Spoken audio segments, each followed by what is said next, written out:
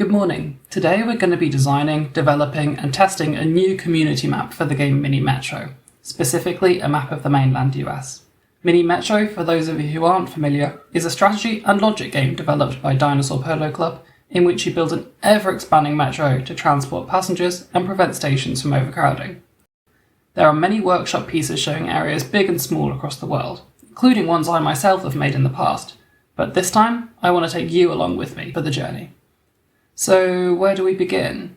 My design process will roughly follow the steps outlined in the official workshop guide. I've linked this below. I'd highly recommend it if you wish to develop maps of your own, but I'll be deviating from the guide where prior experience has taught me other options. Before we can even consider metro design, we need a map to put them on. Well, here's one. That was easy, right? Not quite. Mini Metro workshop files run in JSON notation. No, not that one either. And for that, we need to define this as a set of points. There are many tools you can use to convert images into points, such as Inkscape or the one shown on screen. I don't feel the need to capture every detail, but I want it to look undeniably like the US. Pretty quickly, I have a set of points I can use to define the mainland. Add in some water, and hey, this looks like a plausible US map. I'm tempted to add parts of Canada and Mexico grayed out to make it look less like an island, but I'll save that for a later update. This is a strong start, but we also need to tell the game engine where we want stations to spawn. Broadly speaking, on land is good, on water is bad. We can also be more precise, varying the station types and network densities across different areas. This is what gives the map character, making them more interesting than a uniform distribution. To do this, we need to divide the US into regions. This could be done a number of ways, but for this project I've settled on 5. This falls just outside the suggested range of between 6 and 9 areas, but keeps the map varied without overcomplicating the back end.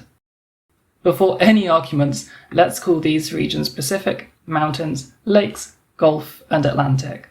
Here's an overview of their individual characters. Pacific and Atlantic are both high-density areas. They will have many stations and can house all station types, including the specials. Lakes and Gulf are the 2 medium-density areas. They primarily all consist of non-unique stations, with Lakes having a slight triangle preference and Gulf for squares. This could lend itself well to shorter length lines for most passengers, with a separate long-distance capacity to other areas. Finally, there's Mountain.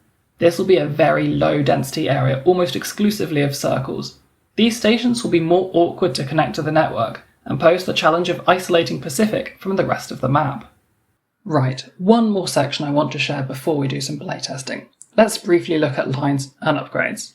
I'm giving the player 9 lines. I want there to be a distinction between fast and slow lines. Throughout the run, players will be given 3 fast and 6 slow lines, and I'd be interested to see if this encourages a mainline or local line style of play. This is a similar game design to my British Isles bus and rail map. On upgrades, players get no more tunnels than the initial quantity. It's a land-based map after all. Carriages will be more likely offered than interchanges, slow trains are more likely offered than fast ones. The initial quantity of resources on day 1 will be unusually high for Mini Metro, but this is a pretty large map after all, and in the mid-game, that initial head start will make it much more reasonable to manage. With that, we're ready for some playtesting. I'll be playing a few rounds, such as the one I'll leave running on screen. The testing is to check for any spawning errors, map balance, and which parts make the map more or less fun. There were multiple aspects of the game that I felt needed refining. At first the trains were too fast, then I thought the probability of each unlockable felt a bit off, and then I wanted the camera to zoom out a bit differently. Overall though, I was very pleasantly surprised how well much of it works straight away. It isn't too challenging to get to the map's fullest geographical extent. I think getting this fuller experience matters far more to the player on maps of countries or continents than of cities. This is why I don't really want the players to get stuck in just one area. We can see at this late game bit on screen now that actually resources are very stretched despite seeming abundant in the early game.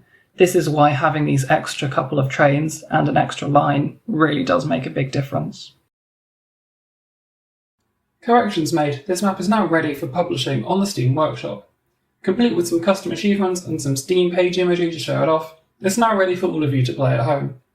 It was released shortly before this video, so go check it out in the description if you'd like. Let me know your high scores, or share your most cursed train routes. That brings us to the end of this video, and I'd love to know what you all thought. I appreciate it has very much been a whistle-stop tour.